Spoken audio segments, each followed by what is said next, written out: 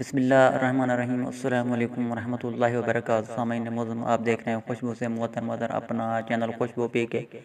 सामीन अगर आप अपने इस चैनल खुशबू पीके पर नए आए हैं तो चैनल को सब्सक्राइब और वीडियो को लाइक कर दें ताकि खुशबू मज़ीद आगे फैलती रहे। शुक्रिया। सामीन मैं आजकल आपकी खिदमत में ला रहा हूँ नित नए आइडियाज़ ताकि आप उन पर अमल करके नित नई वीडियोज़ बनाकर अपने चैनल पर लगाएँ और अपने चैनल को चार चाँद लगा दें।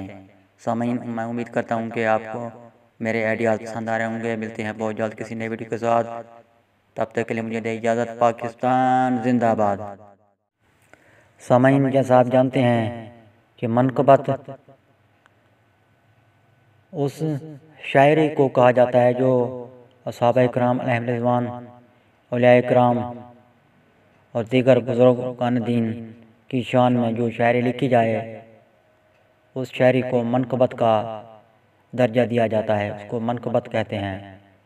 अगर आप मनक़बत पढ़ते हैं, अपनी लिखी पढ़ते हैं या दूसरों की पढ़ते हैं तो ये बहुत ही अच्छी बात है। अच्छे अंदाज के साथ पढ़ें मनक़बत को और ये भी वीडियो अच्छी बन जाएगी।